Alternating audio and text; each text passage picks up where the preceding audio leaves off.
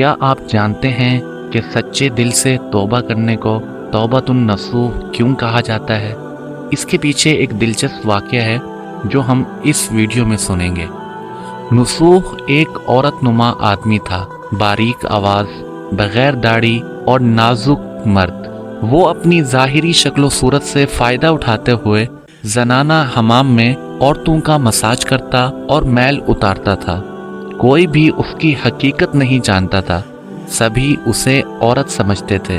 یہ طریقہ اس کے لیے ذریعہ معاش بھی تھا اور عورتوں کے جسم سے لذت بھی لیتا تھا۔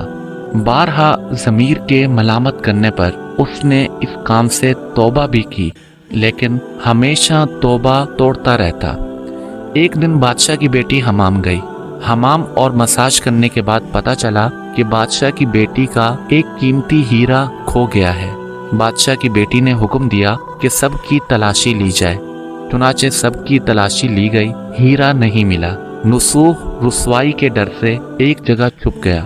جب اس نے دیکھا کہ شہزادی کی کنیزیں اسے ڈھونڈ رہی ہیں تو اس نے سچے دل سے خدا کو پکارا اور خدا کی بارگاہ میں دل سے توبہ کی اور وعدہ کیا کہ آئندہ کبھی بھی یہ کام نہیں کروں گا۔ دعا مانگ ہی رہا تھا کہ اچانک باہر سے آواز سنائی دی کہ نصوح کو چھوڑ دو، وہ ہیرا مل گیا ہے۔ نصوح نم آنکھوں سے شہزادی سے رخصت لے کر گھر آ گیا۔ نصوح نے قدرت کا کرشمہ دیکھ لیا تھا اور ہمیشہ ہمیشہ کے لیے اس کام سے توبہ کر لی۔ کئی دنوں سے حمام نہ جانے پر ایک دن شہزادی نے بلاوا بھیجا کہ حمام آ کر میرا مساج کرے، لیکن نصوح نے بہانہ بنایا کہ میرے ہاتھ میں درد ہے، میں مساج نہیں کر سکتا۔ نصوح نے دیکھا کہ اس شہر میں رہنا اس کے لیے مناسب نہیں، سبھی عورتیں اس کو چاہتی ہیں اور اس کے ہاتھ سے مساج لینا پسند کرتی ہیں۔ جتنا بھی غلط طریقے سے مال کمایا تھا سب غریبوں میں بانٹ دیا اور شہر سے نکل کر کئی میل دور ایک پہاڑی پر ڈیرا ڈال کر اللہ کی عبادت میں مشغول ہو گیا۔ ایک دن اس کی نظر ایک بھینس پر پڑی جو اس کے قریب گھاس چر رہی تھی۔ اس نے سوچا کہ یہ کسی چرواہے سے بھاگ کر یہاں آ گئی ہے، جب تک اس کا مالک نہ آ جائے تب تک میں اس کی دیکھ بھال کر لیتا ہوں۔ لہٰذا اس کی دیکھ بھال کرنے لگا۔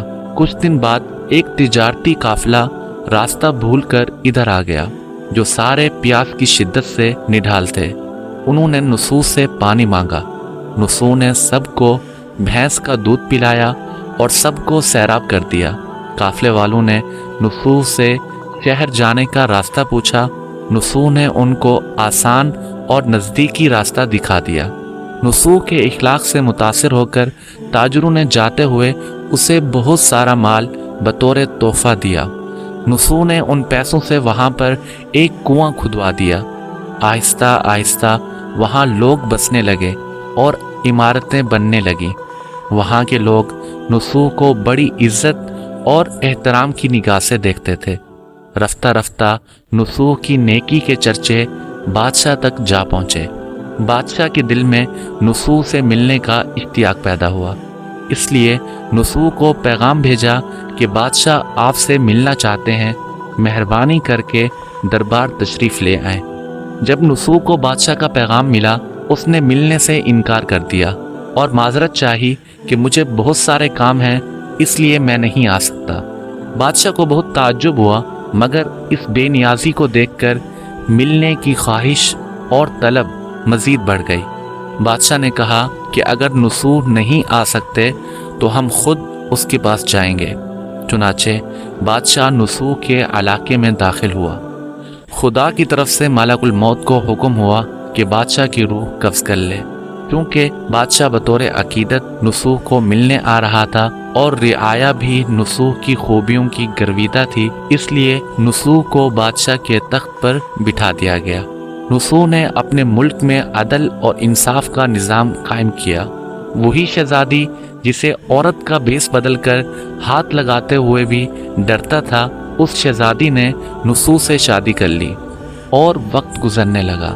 ایک دن نصوح دربار میں بیٹھا لوگوں کی داد رسی کر رہا تھا کہ ایک شخص آیا اور کہنے لگا، کچھ سال پہلے میری بھینس گم ہو گئی تھی، بہت ڈھونڈا مگر نہیں ملی، میری کچھ مدد فرمائے۔ نصوح نے کہا کہ تمہاری بھینس میرے پاس ہے، آج جو کچھ میرے پاس ہے وہ تمہاری بھینس کی وجہ سے ہے۔ اور نسو نے حکم دیا کہ اس کے سارے مال اور دولت کا آدھا حصہ بھینس کے مالک کو دے دیا جائے۔ وہ شخص خدا کے حکم سے کہنے لگا، اے نسو، جان لو نہ میں انسان ہوں اور نہ وہ بھینس جانور تھی، بلکہ ہم دو فرشتے ہیں تمہارے امتحان کے لیے آئے تھے۔ یہ سارا مال اور دولت تمہارے سچے دل سے توبہ کرنے کا نتیجہ ہے۔ یہ سب کچھ تمہیں مبارک ہو۔ یہ کہہ کر وہ دونوں فرشتے نظروں سے غائب ہو گئے۔ اسی وجہ سے سچے دل سے توبہ کرنے کو توبۃ النصوح کہتے ہیں، یعنی نصوح والی توبہ۔